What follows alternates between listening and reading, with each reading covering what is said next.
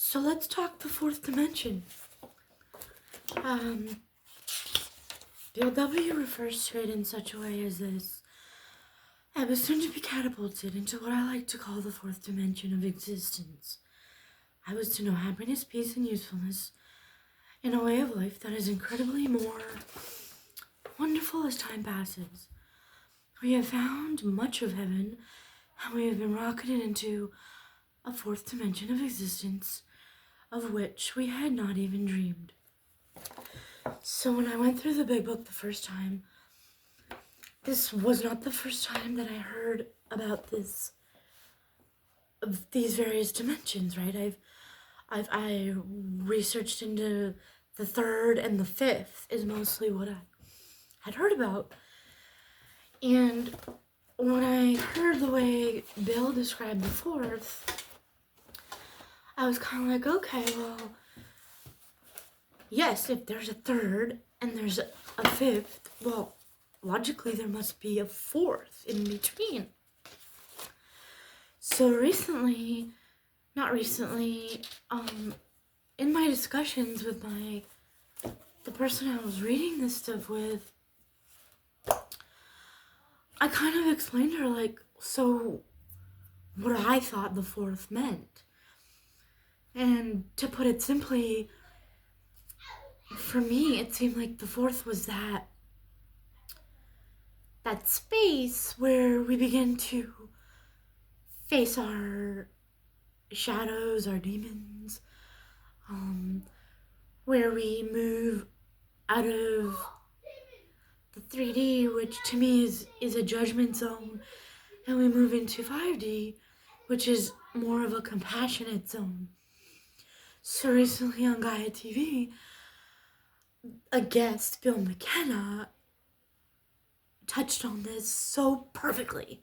So I'm gonna read to you how he put this shift between the third and the fifth, right, which would be the fourth. So he says, the slow process of moving through the dimensions. The third dimension is where all that fear and doubt rules our lives. The fourth dimension, we begin to let go of all of our judgments and assumptions and to basically begin to have compassion, love, and trust. But it's a process.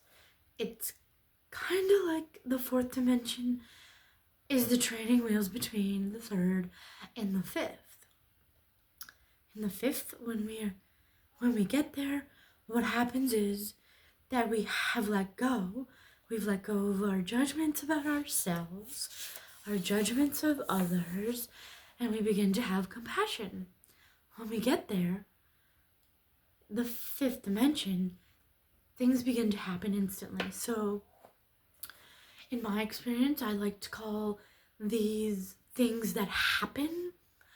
In the spiritual communities, we hear alignments, synchronicities, God shots, if you will.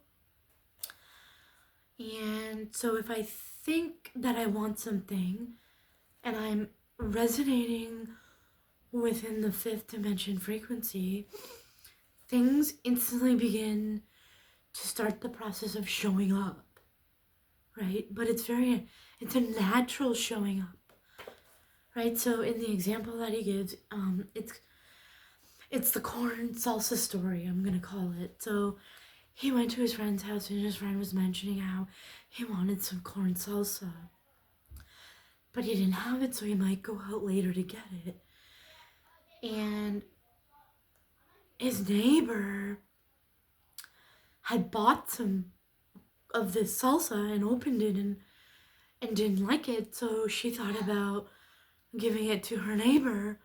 And so as he was talking about wanting this corn salsa, there's a knock at the door with the neighbor holding this corn salsa saying, here, I don't want this, I don't like it, I thought maybe you could use it, right? And I have those kinds of stories, we hear those kinds of stories, right, where we're thinking of a person and they call us, or we are in a grocery store and we have this thought about someone and they show up, right, in the same time space that we are in. This is not a foreign concept, right? It just isn't referred to as this shift from 3D reality to 5D, right, frequency or reality. He continues on to say, this is how it happens. Once we let go, and it's a lived experience, it comes right to your door. So what catalyzes this? When our frequencies of our thoughts and our feelings become so clear, right? The frequency isn't clouded. It is allowed to function as it's intended to, where we're absent of our traumas and we're absent of our fear and our anger. This frequency becomes so very clear, it finds its match, right?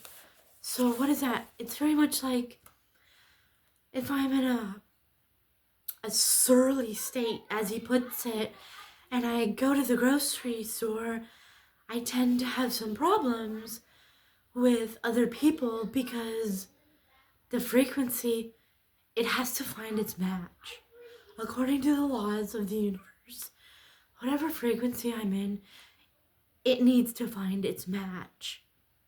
And that's all we're doing, right? That's all we're doing in our lives, in how we move through the world. So in our relationships, right, we find our matches, so to speak, but also quite literally, right? It's like, I'll give a simple example before I stop here. Why do I continue, right? I hear this a lot. We hear this a lot as a collective.